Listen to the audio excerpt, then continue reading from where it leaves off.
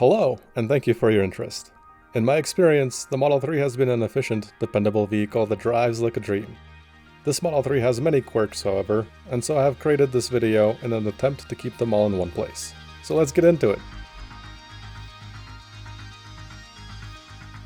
Range is probably the biggest concern with all battery electric vehicles today. You might hear about range anxiety, but with the growing Tesla supercharger network and a little planning, you can turn that into range confidence. You are never more than 100 miles round trip from a supercharger, level 2 charge points are common, and you can plug into any power outlet for a slow but steady charge. The energy tab on the car's display is useful for getting exact details of your energy consumption in real time. It is interesting to watch your estimated range go up and down as you go up and down hills, blast the HVAC, or even draft behind a large semi. On average, you can expect to see about 75% of the EPA rated range on this screen. The EPA rates this Model 3 at a record-breaking 133 combined miles per gallon. This is an impressive number, but it also implies that you're driving on the equivalent of a little more than a gallon and a half of gas. Being able to squeeze over 200 miles out of so little energy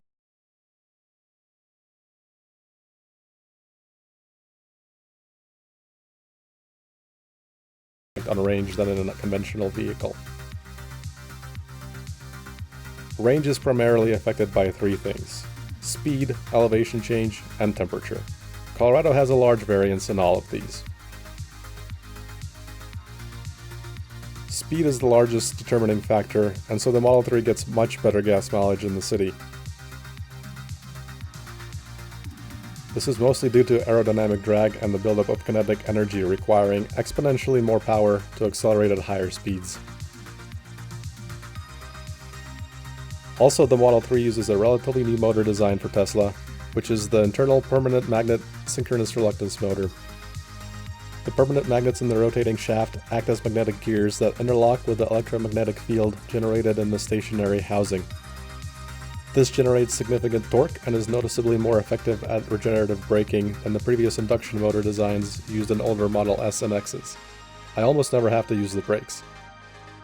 This motor design is great for acceleration, hill climbing, and towing, but becomes a problem at high speeds.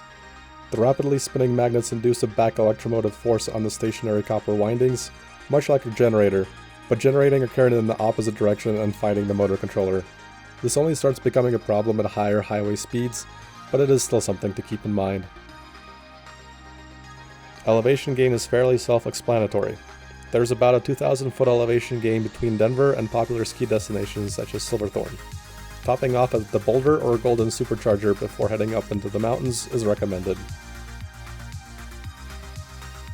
Cold weather is another huge enemy of range. While mostly a concern in winter months only, you never know when you may need to kick on the defogger. Be aware, however, simply using the hot air in a parked car will use 40+ miles an hour. The motor does not produce much waste heat, and so you're basically running a giant hairdryer to stay warm. The heated seats can help a lot here, as they are 30 times more efficient than heating the air.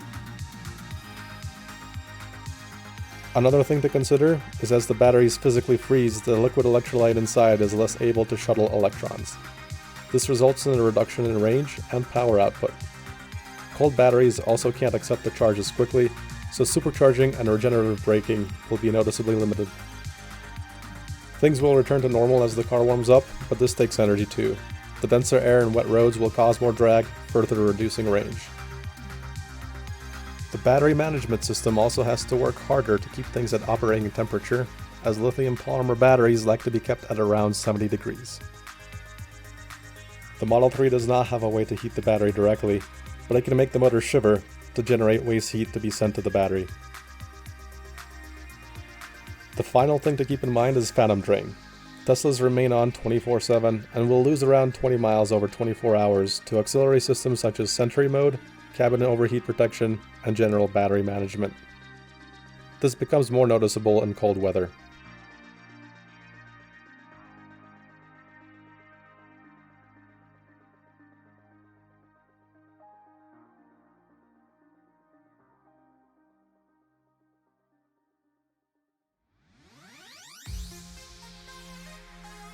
A couple charging details.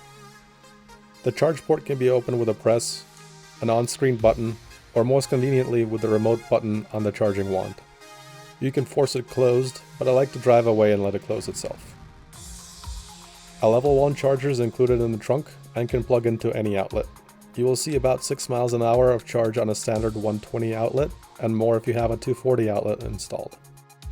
A level 2 adapter is included in the driver's door for use with SAE J1772 compliant chargers that are not Tesla specific. Some are owned by the government and are free, but most are owned by the location and generally require some kind of registration and/or payment. PlugShare is a great app for finding these chargers. Level 2 charging provides about 30 miles an hour on average.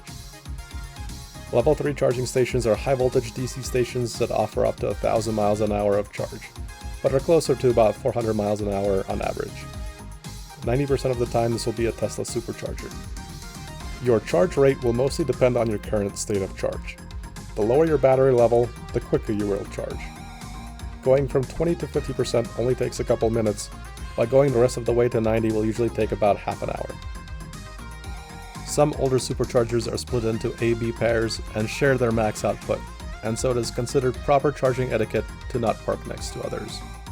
If a charging station is at half capacity or more, idle fees start to apply when plugged in but not charging. Keep this in mind, as they can go as high as $1 per minute as the station fills up.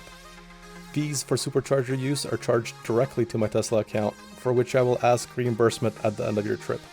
An average 30 to 80% charging session costs about $6. Tesla recommends charging daily. Please try to keep the battery between 20 and 90%.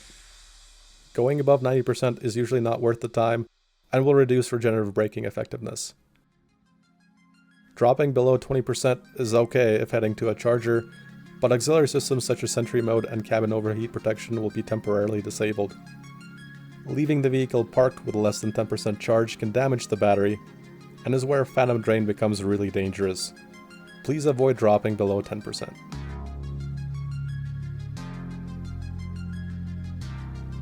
And finally, the basics. To open a door, press the thick part of the handle with your thumb and grab on. To get back out, use the door release button with a line on it. There is a manual door latch, but is for emergencies. The front can be opened from the main screen and closed with a gentle push. Sentry Mode and dashcam footage is saved to a drive located in the center console. It is connected to the cable splitter inside the console that also goes to the split charging cable with all the phone plug types available. There is a free USB outlet in the center console for the included game controller or other accessories, and 2 more USB outlets in the back seats. While the electric revolution still has a long way to go before it can be called sustainable, the performance and overall user experience is undeniably here today. I am happy to get butts in seats to make the sustainable future a reality. Thanks again for watching, and have a great trip.